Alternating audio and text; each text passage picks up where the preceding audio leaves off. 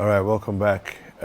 Very, very difficult, hearing some of these stories and seeing people going through this harrowing experiences. I worry about things like, so maybe your electricity was on and then the water rushes in. What happens? People can get electrocuted. All those kinds of things.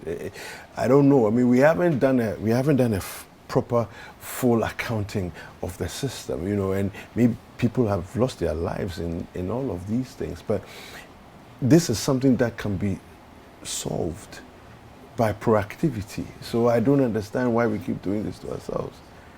It's almost like a bunch of kids are running around and misbehaving, and instead of doing what they should do, they're not doing, and then we're all left to struggle.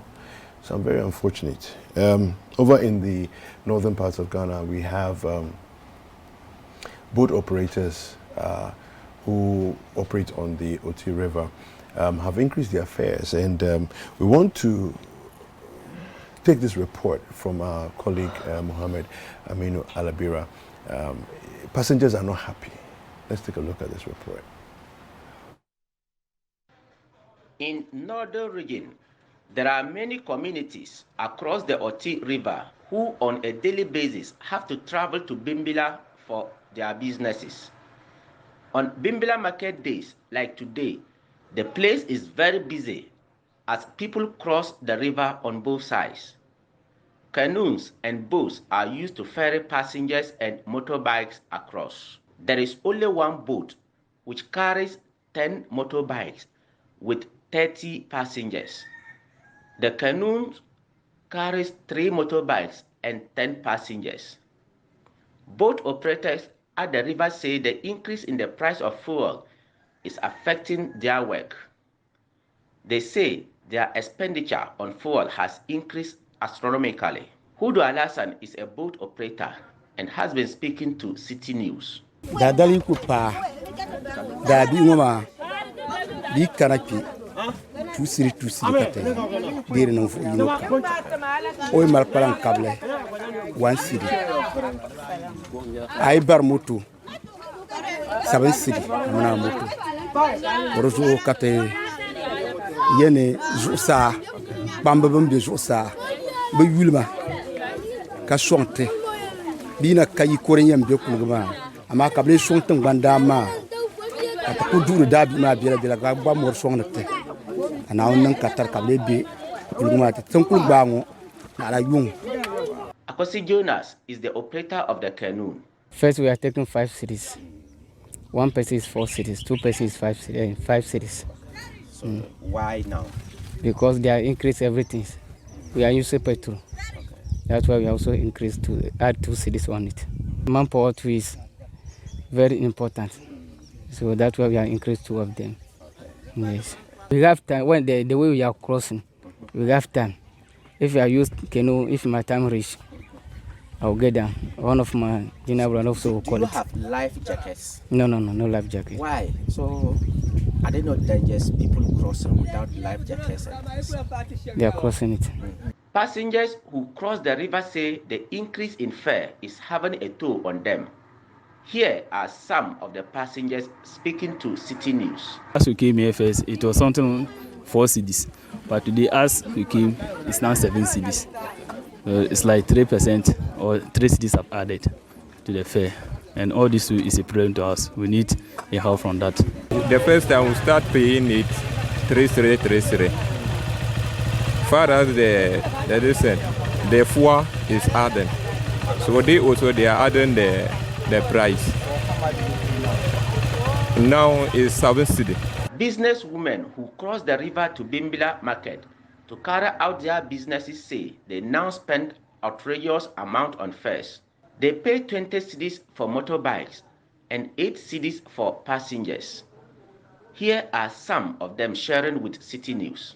Ti duna kiaji ti pe moto kiana ti an gomi nkana te pengala ma kayo nduna kwar bambla polo pe moto kiama kayo te wa alama ki balga te wa alama tite da mu asatan bala kulguma yala mu asate to solnga zoki kana te yalngo te me borne te nyangu yan yina to sonte solwa ma nan wahala pam ten ji an wati yan chan ya te yan yala ya ala ti yan chan ya de yala mu satame akala ra ko to chan abi kala ra yan ta ko to chan. Motorking operators from Bimbila side who carried them to Bimbila have also increased their fare. Some of the motorking drivers have also been speaking to City News. It depends upon the load that they are coming along. So sometimes some are coming with their load, and some of them are not coming with their load. They are not coming with anything. So those who are coming with their load, you charge them. It depends upon how they're consuming. Firstly, the petrol was, we was using 25 cedi, 20 cedi to the river, but this time only 40 cedi. So first, our charge was 5 cedi, but this time it's increased to 1 cedi. So make 6 cedi from here to Bimbila. One major challenge of the passengers using the boats to cross is that there are no life jackets, a situation that put the lives of passengers in danger. More dangerously is the state of the boats, and some of which are clearly not fit for purpose. In some instances, passengers are seen scooping water out of the boat while on the river traveling.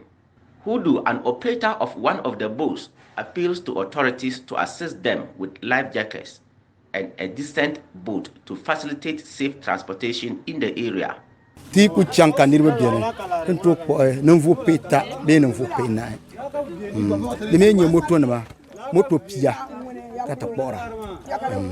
The passengers say they spend 2 long hours at the riverside and are appealing to government to hasten the construction of the bridge across the river and the road leading to the place.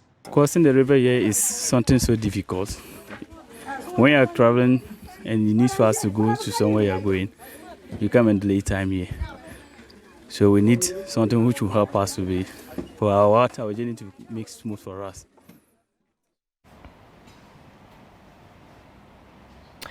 Right, and that was a report put together by our Northern Regional correspondent, Mohammed Aminu Alabira, and he joins us on the line. Thank you very much for your time. Welcome to Breakfast Daily, Mohammed. Thank you, Alia. Right, so what else can you tell us apart from what you've already reported? Yes, what I can say is that actually the women or commuters who use the river to cross, they actually go through a lot. They are suffering. It's not only about using the canoe or the boat to cross the river, but climbing up from both sides is very hilly, and their load when they are carrying it's something difficult for them. So what they are appealing for is that government has plans of making a bridge across the river. So they are appealing to government to hasten the process of putting the bridge over the river for them, so that when they come, they can easily cross. What I can also say is that route is the shortest to join people from Zabzugu, Tatali, and even Togo when they are coming to the northern region. That is the shortest route. But because of the water there, many people go through Yendi, Zabzugu, Yendi, and Bimbila, which is very long. So if the route is that, currently government is working on the route from the river bank to Zabzugu town. The route is worked on now. What is just left is from the river bank to Bimbila to connect to the eastern corridor. That is what is left now. Right. So if government can hasten up on this thing, it will help the people.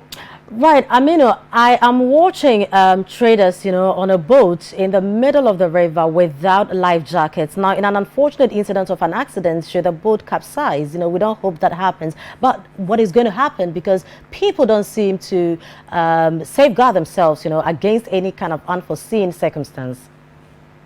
Yes. This, I try to find out from them why the commuters are not provided with life jackets. And the people there tell me that, they are appealing to government to come to their aid. So I try to find out the money they are taking from them. Can they also use it to provide life jackets for their passengers? They say it is the chief who has provided the boat. The assembly actually has not contributed anything. Nanumba South district has not contributed anything to the happenings at the riverbank. Some time ago, they introduced a boat at the bank, and when the boat collapsed, they appealed to them to come to their aid. Finally, they came and took their things away, and for now, they have nothing at the site there. So if government could, at least all the authorities, can come to the aid of the passengers, because actually there's no life jacket for them. No, okay, right. Can passengers, individuals, buy safe jackets? The thing is that actually people here, I don't know, they are not even aware of such a thing, that their life is in danger. So let them buy those things. When I tried to call, some of them were even asking me, what is it? I said a jacket that can protect you. Said that when you fall into the water, maybe you may be on the surface of the water so that you can be rescued. They say, oh, they don't know it. Actually, people here do not know. People who cross the river, they do not know what life jacket is. Okay, so Alabira, the situation is very interesting to me because water transport is actually very common in certain parts of the world. It's not as if the water is a problem, right? We shouldn't make it look as though with water is a problem, and so that's why we have to build a road across the water. Water transport is normal. So I think that for me, the interesting thing is how, well, the question from Frima asked about the life jackets, for example. A life jacket is between 200 and about 500 Ghana cedis per, for one, right? So if I'm wondering what the district is doing to support transportation within the district, right? Because it's their responsibility to make sure that people travel safely. And if one of the routes or one of the modes of transport is water transport, then the boat owners should maybe go to the assembly for maybe 10 jackets, 15 jackets, something, a consignment of jackets, so that everybody who is traveling uses it just to cross. They will take it back from you when you cross over. The next person will use it when it's time to go over to the other side. I don't understand why this seems to be a problem for the assembly to get on top of, because we've had cases, and I don't know if it's happening in that particular area before, but boats capsize and people die. And people don't need to die because the boat has capsized. It's completely illogical in 2022 that people should die because the boat has capsized. Because if you have life jackets, you'll be okay. I don't know if you've had any of these conversations with the authorities within your area.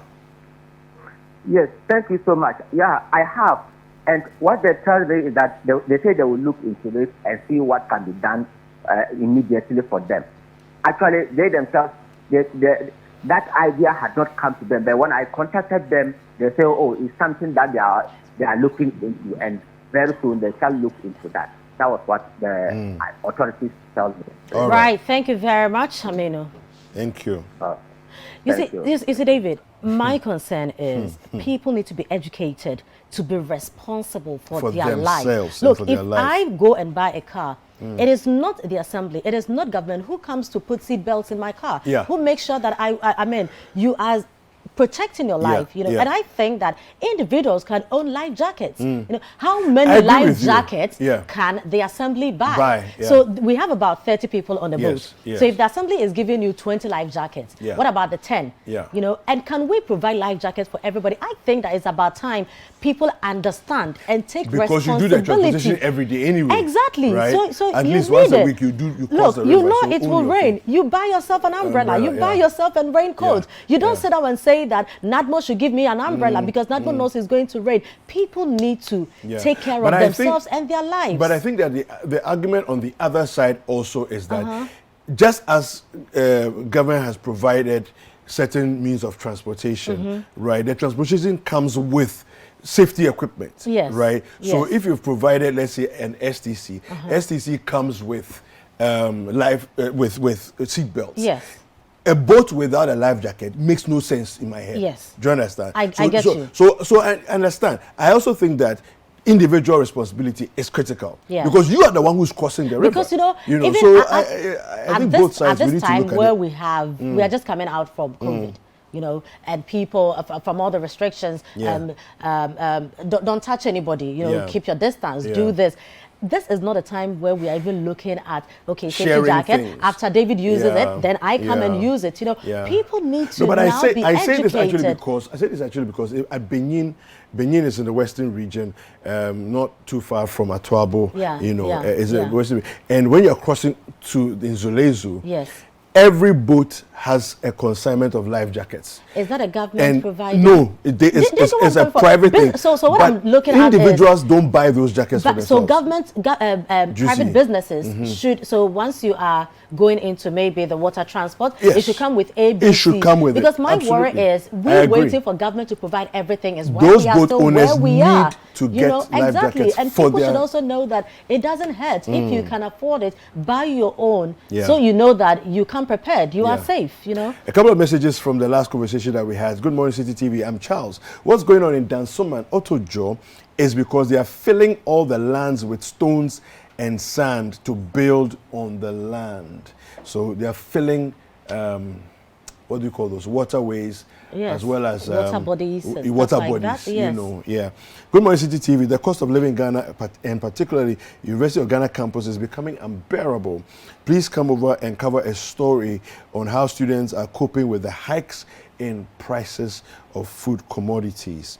Okay, and yeah, so that's it.